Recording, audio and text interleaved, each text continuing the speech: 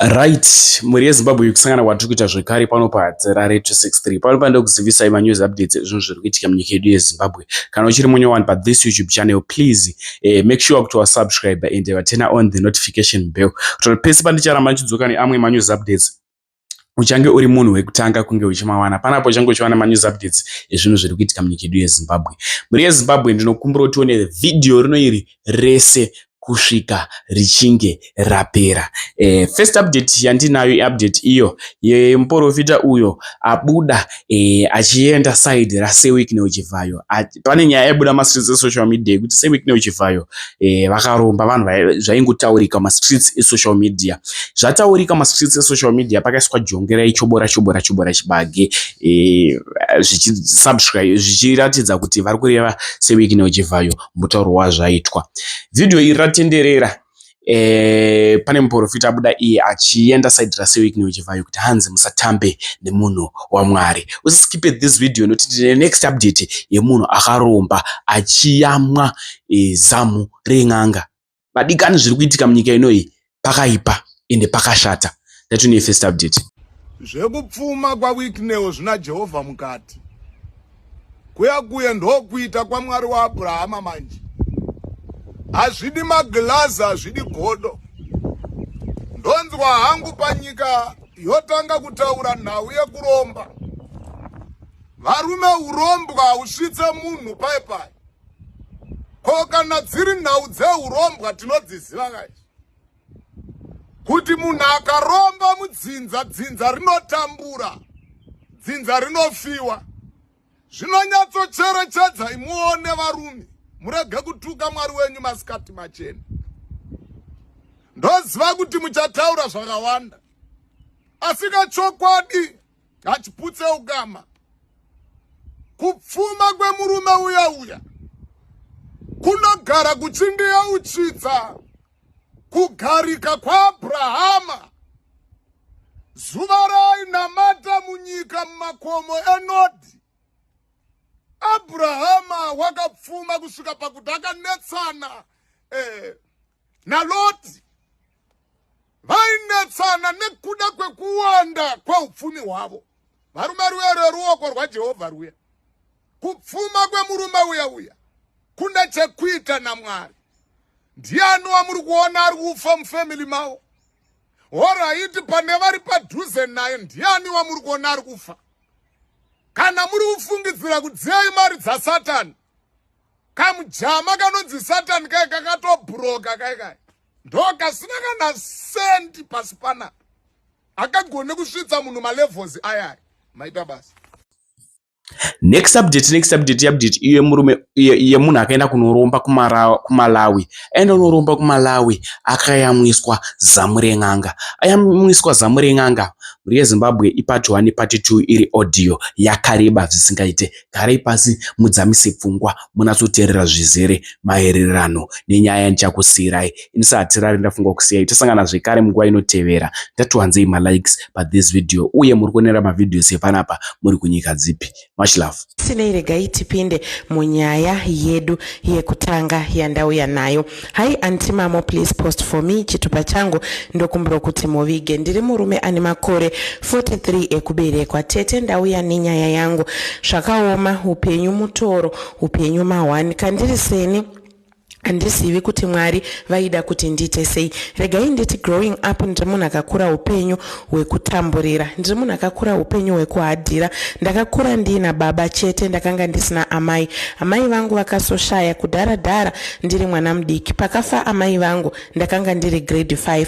Amai vari vapenyu kunyange zvedu taitambura, but vane nguva dzavaipota vachitibvumbamira uyezve nekutirwira hondo dzedu. Baba vedu munhu wekuti vaidhakwa zvakanyanya ende uyezve munhu akanga ari rafu zvekutodaro. 2 years after mama vashaya, baba vakazorora mumwe mudzimai ndokubva vatanga kugara naye. Mudzimai uyu vakangomuroora ndokubva auya akagara pamusha pakanga pakavakwa namai vangu. Handina kuita dambudziko nekuda kwekuti ndakanga ndiri mwana, but life yandakatanga kurarama ipapo yairwadza. Tete ndikakudzai kuti kubva zvakauya step mother, mazuva andakavata mumba anoverengeka. Ndaiti mhosva yese yandinenge ndapara kana kuti chese chandinenge ndatadza semwana. Murango wangu wakanga uri wekunyimwa chikafu kana kurariswa panze. Baba semunhu aigara ari kubasa vachizongouya pamba kupera kwemwedzi. Zvese izvi vakanga vasingazvioni. Baba vaiti kunyange vakatenga grocery vakatenga chikafu, ini ndakanga ndisingachidyi, ndaingochiona chichidyiwa naamai nevana vavo. Amai ava vane vana vavo 4 vavakanga vakauya navo. Baba vangu vakanga vaine vana 2 vakanga vasiwa naamai vangu, anova inini neimwe hanzvadzi yangu. Life was hard zvekutodaro. Tete ndikakudzai kuti Maxen ndisati ndaenda kuchikoro ndaimuka ndosiya ndaita mabasa ese epamba nemunin'ina wangu, then tochizoenda kuchikoro. Uchibva kuchikoro unodzoka uwana kuti pamba hapana kana kubikwa, hapana kana chikafu ende chekubata hapana, apa unenge uchiziya nenzara. Handikanganwi tete kuti ndiri kuprimary ndiri grade 7 ndakatombofenta ka4 kese ndichipiwa chikafu nematicha, kuri kufenta nenzara chaiyo. Munongoziva kumusha muchamira paassembly maybe about 15 to 20 minutes muri paassembly, apa munenge muri panze zuva richikurova, apa unenge wakaguma kudya nezuro masikati wabva kuchikoro pamwe ungonziwo oma leftovers ayo wodya manheru wobva wanzi haudyi, mangwana makuseni womuka uenda kuchikoro usina kudya zvekare. Nzara mudumbu inenge yakunyanya kuruma. Paunozonomira paassembly nevamwe vana unenge uchinzwa nzara, then wobva wadona wobva wafeinta. Zvanga zvakaoma kana chekupfeka chaicho pamuviri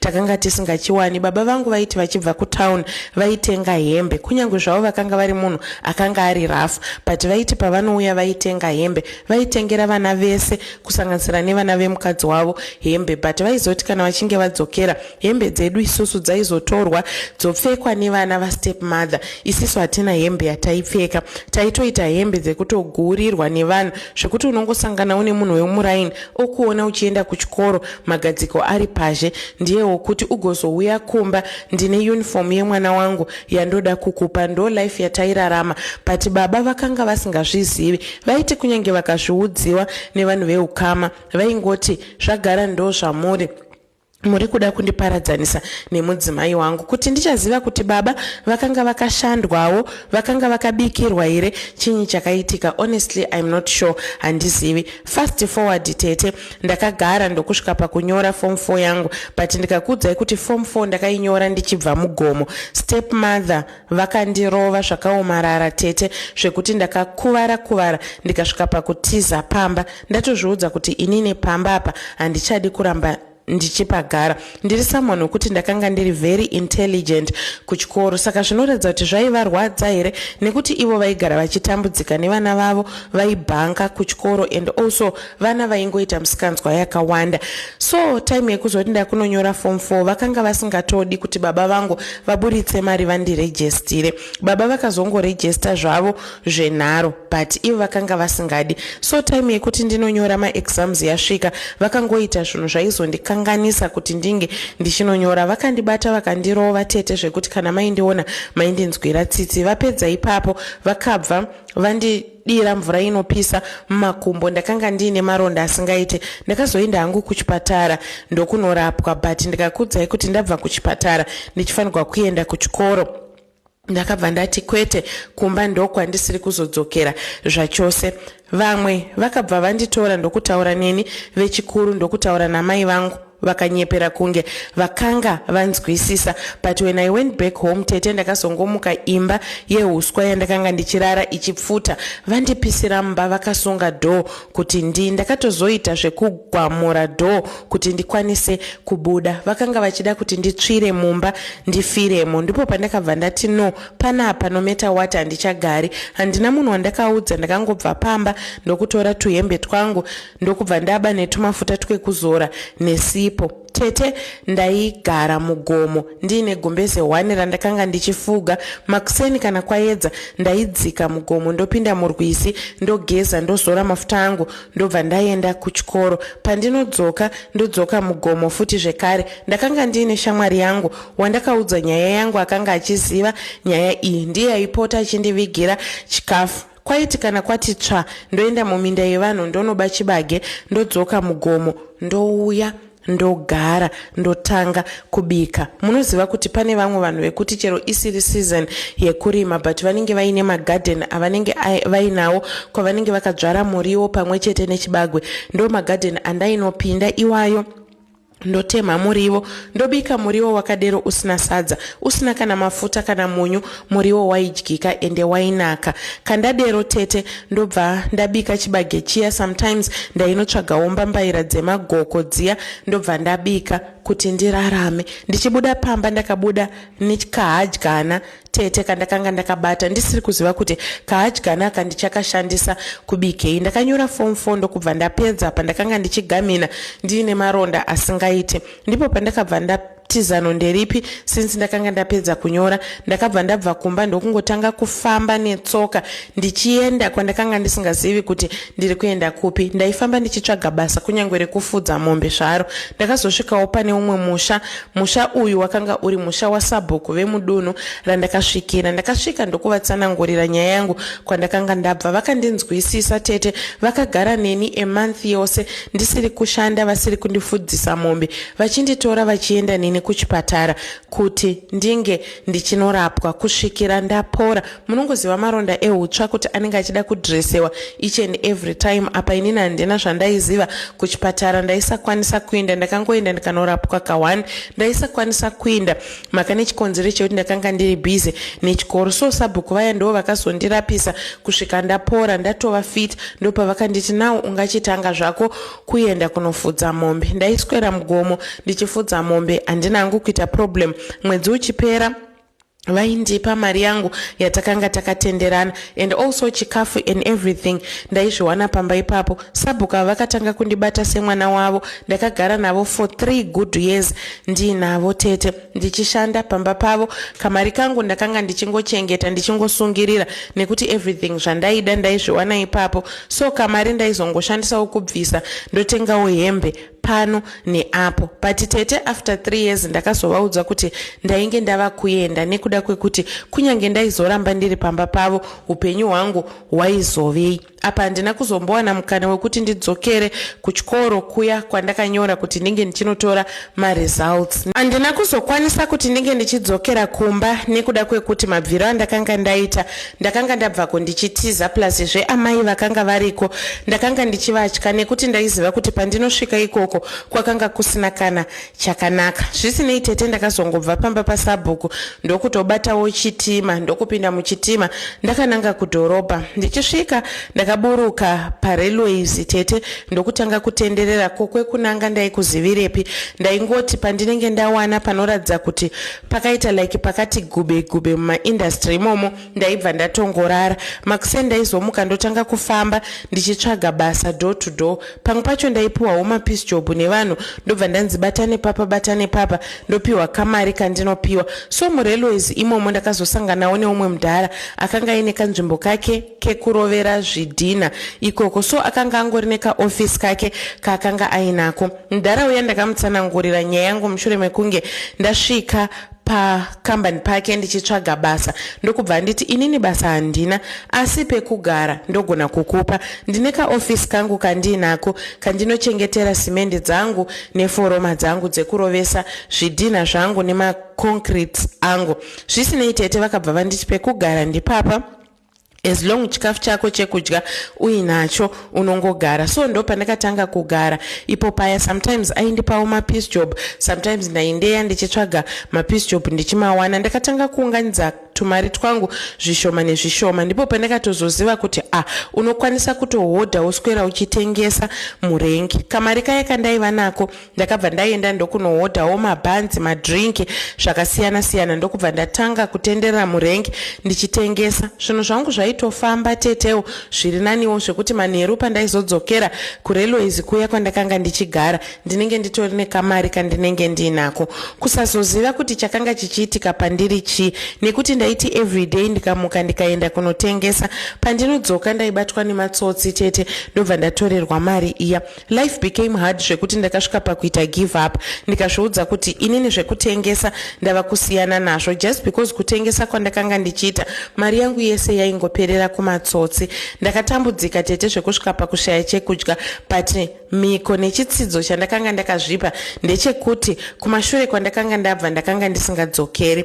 Ndakatanga kuswera ndichifamba mustreet mutown yose ndichitonhonga chikafu mumabhini chekuti ndidye ndichitsvaga mabasa, but ndaimashaya tete. Ndaigona kuwana piece job ka1 pavhiki o vhiki rose kupera ndisina kana kumbogara ndawana piece job. Ende mapiece job andaiwana, it's not like kuti ndine ndatowana munhu anenge achitsvaga munhu wepiece job. Ndaizongomapiwirwa kunzi ndiri munhu anotambura zviya zvekundinzwira tsitsi. So upenyu hwakambondiomera tete, handidi kunyepa.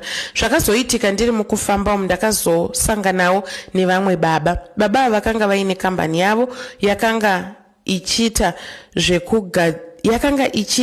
zvekugadzira kambani yababa ava tete yakanga ichiita zvekugadzira mataya, kana muchizviziva ndozvayakanga ichiita. Ndakasvika pana baba vaya ndichitsvaga basa.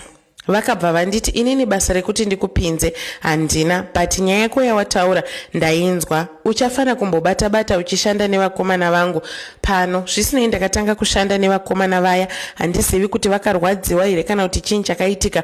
Vakabva vandifremera kuti ndainge ndaba, zvekuti ndakatonetsana nemudhara uya kusvikira atozobatidza maCCTV ndokutosvika pakuona kuti inini ndakanga ndisina mhosva.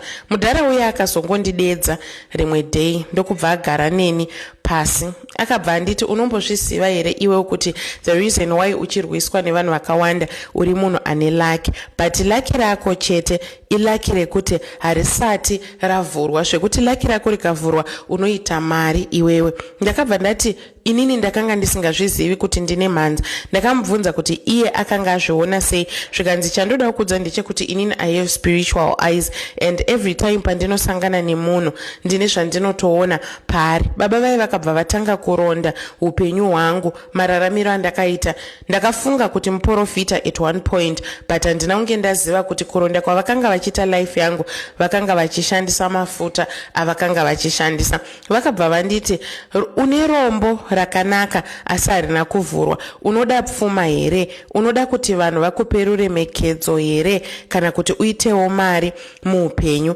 Nekuda kwekushaya nekushungurudzika tete ndakabva ndabvuma, handina kumbozeza. Ndakavaudza kuti hongu nekuti ndainge ndatamburisa zvakanyanya. Vakazondiudza kuti taifanirwa kuita rwendo rurefu rwekuenda kuMalawi. Vane munhu wavaiziva aikwanisa kuvhura laki rangu. Vakati kuMalawi uku kwatinenge tichienda tinofanirwa kuenda kunzvimbo inonzi kuMulanje, ndokwataifanirwa kuti tinge tichienda, nekuti kwaiva nemumwe munhu aikwanisa kuvhura laki rangu, kana kuti ivo vaiti kwaiva nemukadzi akanga aine simba rekuti aikwanisa kuvhura laki rangu, upenyu hwangu hukafamba zvakanaka. Ndakavaudza kuti mari yacho yekuti tiende kuMalawi tinosvika kwamunoti kuMulanje kwacho ndakanga ndisina. Vakabva vati don't worry, ndichabhadhara zvese kubva kupassport chaiyo nemari yetransport nechikafu. I'm going to provide. Chandongoda ndechekuti usvike pamunhu anokubatsira ubatsirike. Zvisinei tete ndakabva ndati no problem. Vakabva vanditoresa passport ndokubva taorganiza rwendo rwedu. Rwendo rwakanga rwakareba zvakanyanya tete, but zvisinei takashingirira tete. Takafamba a very long distance kubva muZimbabwe kuenda kuMalawi. Takati tichisvika kuMalawi kuMulanje kwacho takanosvika pamwe pamba pakanga pane vamwe gogo vakanga varipo. Pamba apa pakanga pasingashamisiri, pakanga pangoriwo pamba paitonzwisa tsitsi, pakanga paine zvimba zveuswa zvidhumbeni zvakanga zvakaita kunamwa nemadhaka zvakapfurirwa neuswa. Tasvika ipapo baba vaya vakabva vanditi Kutouya kwandaita newe pano, I think I have played my part. Zvatichazoita kubva pano, zvauchazoita kubva pano, zvichienda kumberi, zvava mumaoko ako. Vakabva vangondi-introducer kuna gogo vaya, vakanditi gogo ava vanonzi gogo Ningi. Gogo ava vakanga vari gogo vechikuru, yakanga iri chembere yatokura, yanga yakaunyana zvakaomarara tete, yakanga iine maziso anga katsvuka kuti piriviri. Kuti ndizive kuti vakanga vaine dambudziko remaziso here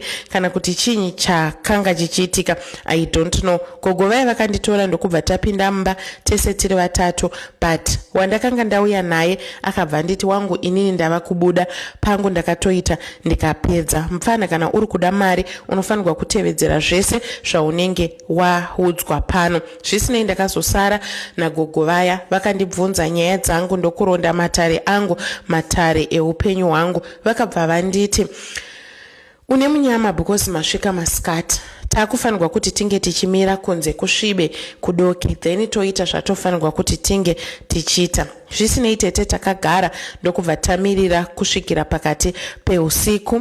Pakati peusiku vanhu vese varara. Gogo vakanditora ndokundipinza mune imwe imba yavakanga vachiti ndo yavanoitira mabasa avo. Imba iyi yatakapinda yakanga yakazara hembe dzechivanhu kana kuti matewe akawanda akasiyana siyana. Makanga makazara mapfupa evanhu akanga akaremberedzwa kumadziro anova maskeleton. Tasvika mumba umu tete vakabva vapisa mishonga yavakapisa ndokubva vandifugidza nejira, vakati ndifutire mishonga iyi. Ndakakosora zvekuposa kufa, mishonga yaikachidza iyoyo. Zvisinei tete vakabva vanditi ndibvise hembe dzese dzandakanga ndakapfeka. Ndakabvisa hembe dzese, vakabva vatora mafuta ndokuzora muviri wangu wese nemamwe mafuta ainwa aiti chu, zvekuti kana nanhasi handizivi kuti mafuta andakazorwa ndeyei. Vakabva vanditi last stage yasara ndeyekuti kuti uzopfuma uzonzi wabata mari uri kufanirwa kuti unge uchiyamwa zamu reupenyu ende uyezve zamu repfuma. Ndakavabvunza kuti zamu repfuma racho ndoripi, zvikanzi don't worry ndichakuratidza. So after vandizora mafuta vapedza and so on, vakabva vagara pasi ndokubva vaburitsa zamu ravo. Mbuya vakanga vaine mazamu makuru tete aisvika mumabvi. Vakabva vanditi unofanirwa kuyamwa zamu iri rekuruboshwe. Tete zvakaoma, it wasn't easy, but ndakapfugama ndokubva ndatanga kuyamwa zamu riya. Chakandityisa kwakanga kusiri kunwa zamu, but chakanyanya kundityisa ndechekuti zamu racho pamusoro paro pakanga patori nemaziso nemhino ende zamu iri raifema. Kana ndichitaura zvinoita kunge sedambe. Time yandakatanga kunwa handina kunzwa mukaka, but ndakanzwa something chakanga chichita kakuvavira.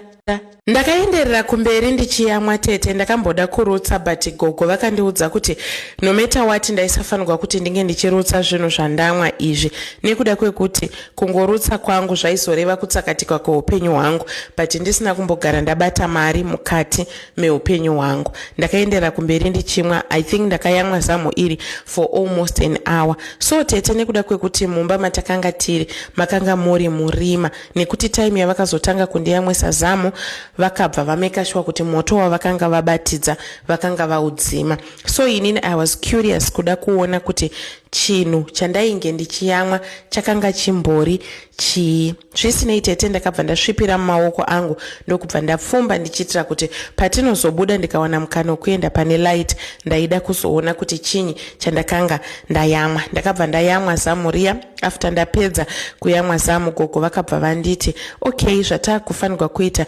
ndezvekuti tinge tichiita mhiko. Ndine mhiko dzandofanirwa kukuudza kuti unofanirwa kuti unge uchitevedzera, uyezve nezvandofanirwa kukuudza zvausingafanirwi kuti unge uchiita. Zvisinei gogo vakabva vanditi uchigamuchira pfuma iyi waigamuchira nemaoko maviri, asi hauzombofanirwizve kufa wakaita mwana mukati meupenyu hwako. Vakandiudza vakati mari yangu haifanirwi kushandiswa pakuvaka anything chine chekuita nekereke kana kupa vanhu vanotambura. Vakandiudza kuti gore rimwe nerimwe ndinofanirwa kudzoka kuzoyamwa zamu ravo kuti ndirambe ndichiwana simba rakawanda and also ndirambe ndichiwana mari. Vakabva vandiudza kuti miko huru yandinoda kukupa ndeyekuti pane munhu mumwe chete wepadhuze pako wandinofanirwa kuti ndinge ndichizopengesa. Kurasika njere kwemunhu iyeye ndokuita mari yangu. Tete ndakaudzwa mhiko dzakawanda dzakasiyana siyana, but dzandareva idzi ndidzo shoma dzacho dzandakaudzwa dzachona ni idzodzo, nekuti tete ndikada kudzitaura hadzipere. Zvisinei tete ndakabva ndapiwawo tumwe tumishonga twandakapiwa netumafuta tuya twandakanga ndambozorwa ndokubva ndapiwa ndikanzi mishonga iyi enda nayo ugozonoishandisa ugoishandisa kuzora mishonga iyi pega pega paunobuda uchiti uri kuenda kunotsvaga basa kana kuti paunobuda uchienda kunoita anything, buda nemishonga iyi, make sure unoizora. Zvisinei tete ndakatevedzera zvandakanga ndaudzwa. Tete we went back kuZimbabwe. Takati tichisvika ikoko mudhara uye akanga akandipa pekugara akangondiudza kuti make sure nobody notices zvinhu zvako and also make sure kuti mafuta ako haabatwe nemunhu, nekuti you know kuti vanhu vanopinda pakasiyana siyana and also vanobata pakasiyana siyana, so ukazobatirwa mafuta ako zvichazokunetsa mangwana. Zvisinei tete ndakagara ndokutanga kushandisa mafuta aya. Ndaiti kana ndashandisa mafuta aya ndobva ndabuda iwe ndoenda ndotanga kunotsvaga basa and so on, ndichifamba ndichitsvaga basa chero rei zvaro randinenge ndawana. Manza yakatanga kuvhurika mukati meupenyu hwangu, ndakatangawo kutowana mabasa ndichishanda kusvikira ndatozowana basa rakanga riri permanent, nokubva ndatotanga kushanda. Ende pabasa apa kushanda kwandakanga ndichiita ndaitopiwa mari yakanga isingatomboenderani zvamuchose nebasa randakanga ndichiita, nekuda kwekuti ndakanga ndavhurwa lucky tete, zvinhu zvangu zvese zvaingoendeka. So semunhu akanga ava kushanda ndaitiwo nguva iya yekutandara ndaibva nguva iya yekuti ndinenge ndachaisa ndaizoendawo kunotandara, ndobva hangu kwandaigara ndoenda mumabhawa imomo ndichinoonawo bhora nekubhejawo zvinobheja vamwe. Tete ndikakudzai kuti ndakangotenga ticket first time ndokubva ndatobheja. Ndakabva ndawina mari yekutanga it was $500 ndokutotora mariya ndokutoisa muhomwe. Next time ndatirega nditry futi. Munongoziva kuti mari yebaiting ukangoyera waidya ka1 inozoramba ichikudeedza kuti dzoka uya. Ndakabva ndadzokera futi next time ndokunotenga futi ticket ndokubva ndabheja futi zvekare 1.5. Tete ndikakudzai kuti ndaiti every time pandaibheja kunyange zvangu ndaisawana mari yakawanda kana kuti ndaisawana mari iyi ndiri ndega, but ndaiwana mari, ndaitobvako ndine something not less than $500. So life yangu kubva ipapo yakatanga kuendeka, malaki akatanga kuzaruka tete. Ndava kutotsvagwa nevamwe vanhu vachinditi ndine madhiri andoda kuita newe. Pamadhiri aya ndaizosara ndakabata mari kudarika muridzi wedhiri. Zvinhu zvangu zvakatanga kungoitika zvega, so kusvikirawo ndakutokwanisawo kuloja imba yekugara itoriwo nani, ndakutokwanisawo kutopfekawo hembe dzitori bheta. Zvisinei tete semunhu akanga aitawo mari ndakadzokera kumusha kwedu, but ndichidzokera kumusha ndakanga ndatovawo nechimiro chekutiwo vanhu vakanga vakutondikanganwa vakutondibvunza kuti ndiwe uri kumborarama sei. Mari yakatanga kuwanda mukati meupenyu hwangu. I started developing myself. Passport ndakanga ndava nayo. Shuviro yangu was to be a businessman. Ndakatanga kuenda kunana South Africa ndichitonohodha zvinhu zvakasiyana siyana ndichitouya ndichitengesa. Gumisire ndatova neshop yangu yakazozvara mamwe mashops, zvinhu zvakatanga kuendeka tete. Ndakanga ndiine mushonga wakaipa wekuti ndakanga ndisina customer yaipinda mushop mangu ichibvunza price igobuda isina chinhu. Aiwa zvinhu zvakaendeka. Then takazoti nekufamba kwenguva tete, hanzvadzi yangu wamwai vangu wandinozvarwa naye akazongotanga kurasika njere from nowhere, but pakatanga kurasika njere ndakatombovhunduka tete ndokutopanika ndokubva ndafamba naye ndichimurapisa. Ini ndakanga ndakanganwa kuti imwe yemhiko dzandakaudzwa kunze kunzi pane wepedyo pangu anofanirwa kuti apenge, ini ndokufamba nemunhu uya ndokumurapisa njere, ndamurapisa njere apora, business rangu rakabva rastaka. Tete ndikakudzai kuti ndakazodzokera beki kuMalawi ndichinotaurira gogo, vakandiudza kuti wakapotsa miko. Ndakavabvunza kuti miko yandakapotsa ndeyei, cause pamiko dzose dzamakandipa ndakadzichengetedza. Vakabva vanditi hanzvadzi yako paakapenga njere wakamurapisirei. Pawakabva pano takabvumirana kuti iwewe pane weukama hwako achataika njere, saka iwewe kuzonomurapisa wakanga wakuedza kuprova kuti kudini. Ipapo ndopa wakangoirasa. Tete ndikakudzai kuti ndakagara pasi ndakabata musoro, ndakavabvunza kuti hapana here zvaikwanisika kuti zvinge zvichiita. Ndakabva ndanzi unofanirwa kurinyowa miko dzako woyamwa zamu panyowa ndotangidza process. Ndakabva ndati cool, no problem. Ndakanoyamwa zamu futi zvekare. Ndakanga ndisingazivi kuti kuyamwa kwandiri kuita zamu ndakanga ndiri kutoyamwa ropa kubva pana gogo ava richipinda mukati mandiri, but ropa iri raizonoshanda sesimba kana rava mandiri, because ndakanga ndava nepower of command yekuti anything chandinenge ndataura kuna anyone chinotoitwa ende chinotofamba nenzira yandinenge ndichida kuti chifambe nayo. Zvisinei taita zvese zviya tapedza. Hanzvadzi yangu akazorasika njere futi kepiri. Aiwa ndararama ndingori bachura, handiroori, handina mudzimai, ndinongogara ndingori zii ndiri ndega. Aiwa tararama tete, life yaenderera kumberi, mari yadzoka, business radzoka mutrack, zvakufamba zvakanaka. Gore rapera ndakuchifanirwa kuti ndiende ndinoyamwa zamu kuMalawi. Ndapinda motokari yangu ndadriver, kuhandi ndakanga ndatova mbinga. Ndapinda motokari ndadriver ndakananga kuMalawi. Tete ndikakudzai ndakangoti ndichangopinda muMalawi tete mota yakangofa, kuedza kutsvaga vana makanika kuita sei. Tete ndikakudzai kuti ndakatambira New Year murodhi. Gumisire tatobuda mugore randanga ndichifanirwa kuti ndiyamwe zamu, tatova mugore idzva, miko dzatoputsika. Mota payakazonaka haina wakaigadzira, yakazongotanga kuita zvakanaka yega, ndokumuka ndokuenderera kumberi nejeni. Tichinosvika kuna gogo vakanga vakatsamwa zvisingaiti, ndichivatsanangurira kufa kwemotokari yangu and so on. Vakandiudza kuti wakaita upombwe, that's why zvakafamba nenzira iyi. Ko inini ndaizivei kuti pakudhakwa kwandakanga ndichiita tete ndaizopa vanhu mari apa miko dzangu dzaiti ndaisafanirwa kuti ndinge ndichipa anyone mari. Kunyange munhu uyu akatambura zverudzi gupi, handifanirwe kumupa mari ndisina kuudza gogo. Miko dzakabva dzakanganisika ipapo. Zvisinei munhu wekuti aimira neni.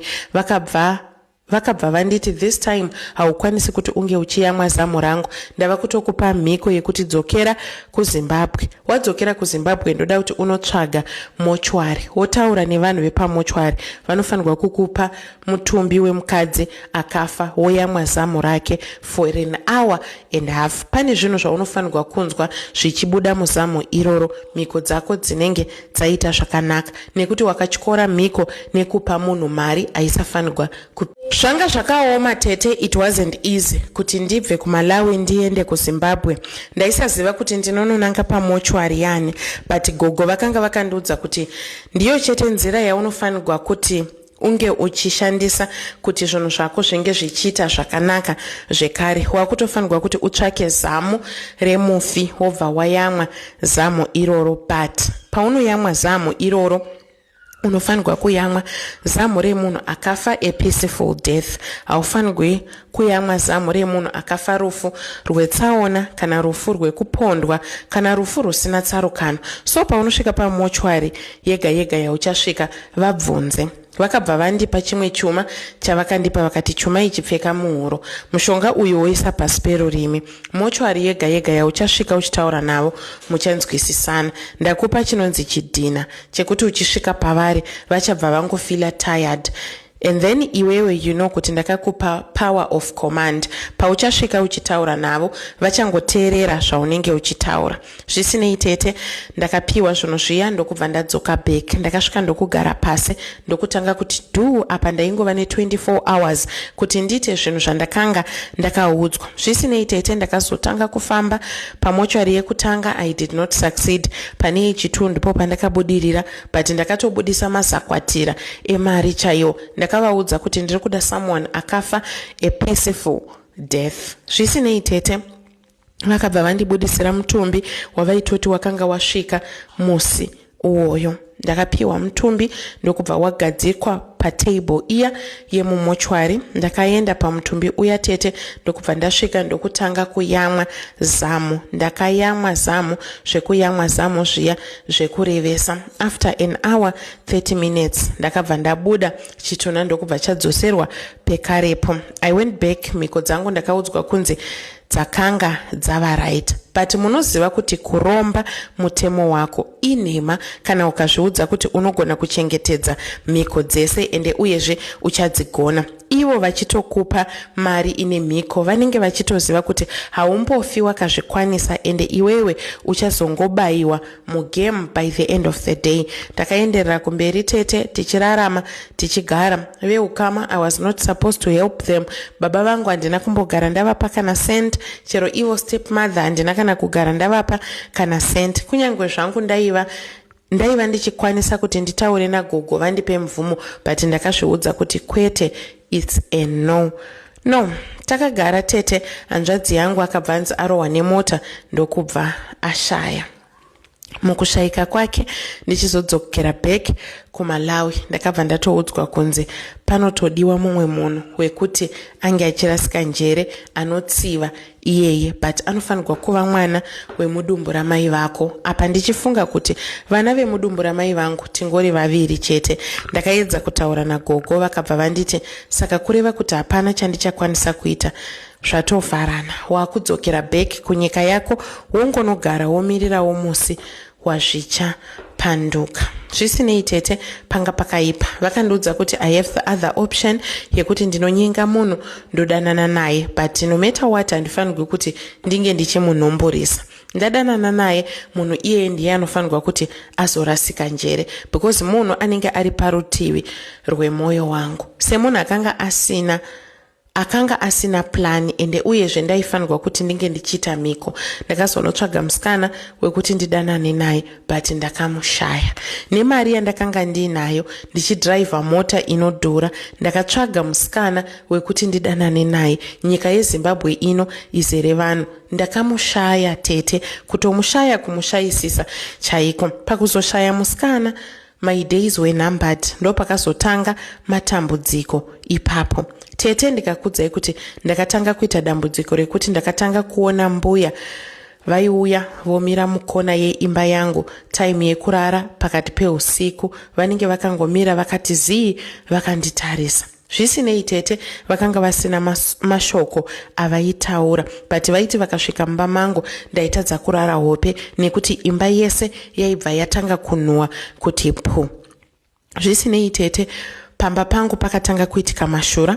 Mota chaidzo tete dzakatanga kuzvityaira kuti ndakarara mumba ndinonzwa mota ichivhurwa madhoo, then ndonzwa mota ichimutswa yobva yatobuda yoenda. Usiku hwese mota inorara isipo yochizodzoka yopinda mugedhe kunze kwaedza.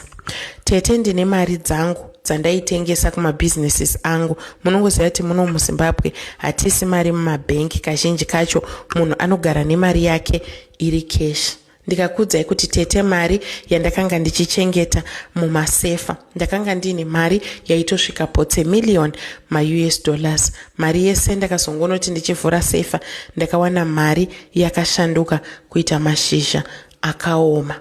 Ndakatadza kuziva kuti zvakanga zvichireva kuti chii. Sefa dzose dziri 3 dzakanga dzakazara mashizha akaoma. Ndakatanga kunzwa imwe pain yandakatanga kunzwa pachest pangu. Zvishoma nezvishoma ndakatanga kumera zamu. Zvishoma nezvishoma ndakatanga kumera zamu pachipfuva, but zamu iri rakamera kuri kuleft. Zamu iri raisosona zvisingaiti tete.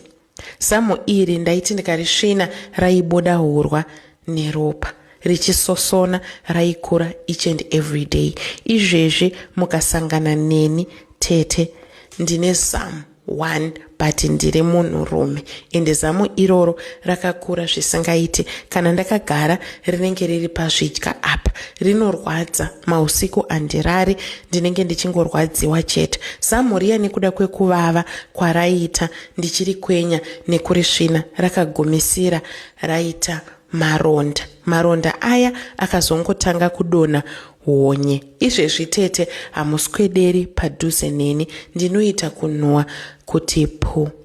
Ambuya vaya vari kungoapia nekudisapia kumba kwangu each and every day.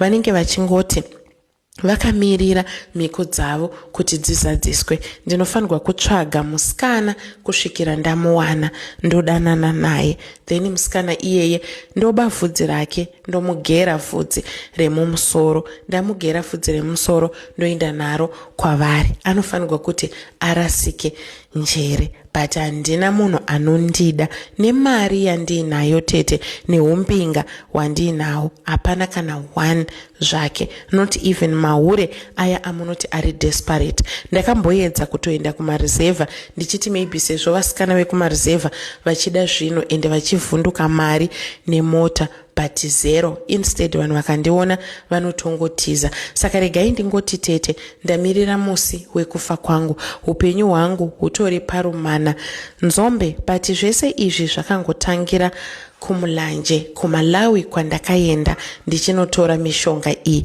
Munhu uya akandiendesa ndakazombomusvikira ndokutaura naye, akangondiudza kuti kana wakundikanawo haisi problem yangu, inini ndakakuona uchitambura ndikakutora ndikaenda newe ndikanokuvhurisa manza yako. Wavhurwa manza zvinhu zvakatanga kufamba zvakanaka. Saka regai nditi tete izvezvi ndiri mbinga but zvakaoma zvinotyisa. Sezvandataura kuti mari yese yakachinja kuita mashizha.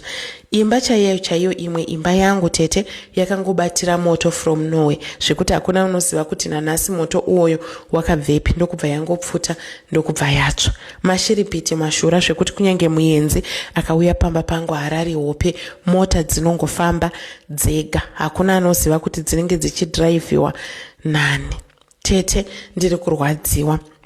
At the same time ndiri kutsvagawo rubatsiro.